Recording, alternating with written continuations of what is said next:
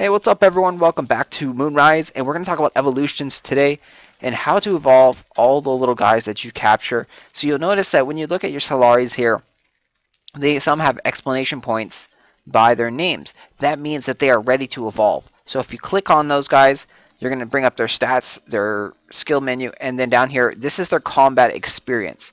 They evolve once they've gained enough actual battle combat experience, not by the essences. The essences have nothing to do with evolutions. So you need to get combat experience. You need to have them on your team to gain, either actual fighting experience or leech experience just by being in your party. So just having them in one of your 6 squad spots will level them up and give them combat experience. When it is full, it will give you that exclamation point on top by their name, and then you can bring up this menu here. This shows you what they're going to look like at the advanced stage. So this is his evolution form right here. These are all the materials that you actually need to evolve him. If you click on them, the fragments and shards will tell you roughly where you can find these guys. You can see right here, some of them will say, specific floors. Like this is found on 3, 4, and 5 of Lunari caverns. The moondust is found on floor 1 of all these different caverns and mines. But when it says like this floor 1, that typically also means that it can be found later in the dungeon.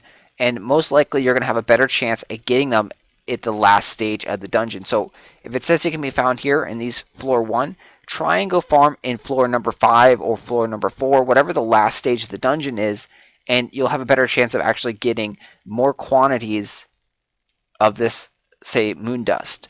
And moondust is probably one of the most sought after items in the beginning of the game. You can see we have 6 of them. We have 24 of this thing over here, which is a primal dust, and we have 4 of these primal fragments and 0 of the venom fragments. So unfortunately we cannot actually evolve him, but savvy people may notice that there's something hiding over here on the side. Some of these guys can actually evolve and split into different paths. So if we take our finger and we slide it over to the left, you can see we can evolve him into a different version. So this is more of like a dark, venomous, poison looking one, and it definitely looks a lot cooler. So again, unfortunately we still cannot evolve him. We are missing this little fragment over here, this venom fragment. We still need one of those, so we cannot evolve him. But it is really cool that some of them have split personalities and can branch off into different type of things. We'll go back to one that can actually be evolved because I have all the materials. And again, you find the materials by farming in dungeons. Very rarely and occasionally you can buy them in stores. And typically what I've seen is involved in a quest line chain. If a quest asks you to go and evolve a Solari, they sometimes give you options to buy some evolution materials in the store. When that happens, you do want to buy a whole bunch of those guys and just stock up, because once the quest is over, you won't be able to buy those evolution materials anymore. So here we go. We have the seal slug. He can evolve into this guy, and then he can also evolve into this other guy over here, which is I guess like a fire version of him.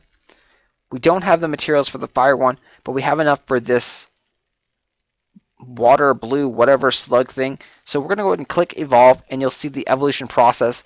And that's all there is to it right there, guys.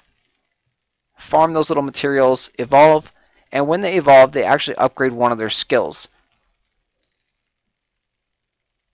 So you'll see this would be pretty much a direct upgrade in power and in strength of the one base skill that they always have that you cannot change.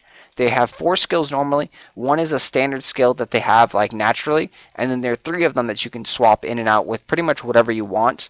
There are some limitations on this, but you can see here, we'll click on the change skills, and this is his basic natural skill that he has, and then these are the 3 over here that he can swap in and out, and you'll see we have a whole bunch of skill choices up here in the Solari skills, and we just keep scrolling over, and you have a whole bunch of things. So it looks like he can learn almost any water, lightning, and also like physical attack here. It doesn't look like you're able to actually give him like fire-based skills. So there is a little bit of limitations, and that is something that is a little new here. I thought you could pretty much give them any skill, but it doesn't make sense. You don't want to have this water electric thing shooting out a big fireball when it's like, what? He's a water electric monster. He can't do that. But anyway, that's evolution in a nutshell.